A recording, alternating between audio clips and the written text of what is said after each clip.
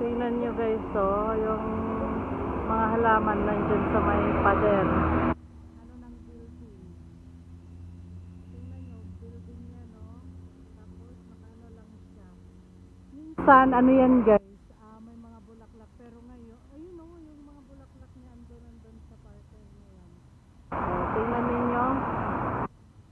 Ang ganda, ang taas, oh. Ang galing nilang nagano, di ba? As in, parang bundok na siya. Parang nasa bundok lang guys. Di ba? Ang ganda, oh. Ilang floor din yan, ah. Hanggang doon sa may rooftop.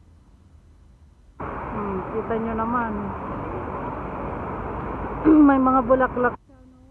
Ang ganda ng mga dahon doon sa part na yun, oh. Grabe. Ayan, thanks for